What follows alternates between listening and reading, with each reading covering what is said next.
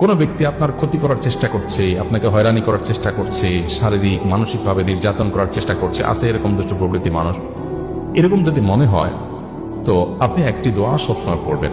নবী করিম সাল্লাল্লাহু আলাইহি ওয়াসাল্লাম কোনো ব্যক্তি তার ক্ষতি করতে পারে এরকম আশঙ্কা বোধ করলে তার ক্ষতি থেকে বাঁচার জন্য এই দোয়া পড়তেন। দোয়াটা হলো আল্লাহুম্মা ইন্না নাজআলুকা ফি নুহুরিহিম ওয়া নাউযু বিকা মিন শুরুরিহিম।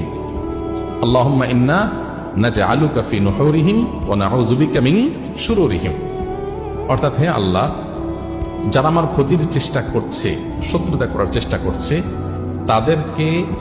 তাদেরকে উপযুক্ত শাস্তি দিয়ে দমন করার জন্য, তাদেরকে শেষ করার জন্য আমি আপনার কাছে দায়িত্ব অর্পণ করলাম। আপনি মেহেরবানি করে আমার হয়ে আপনি তাদেরকে উপযুক্ত শাস্তি দিন, তাদের থামিয়ে দিন, তাদেরকে দমন করুন, তাদের শেষ করুন।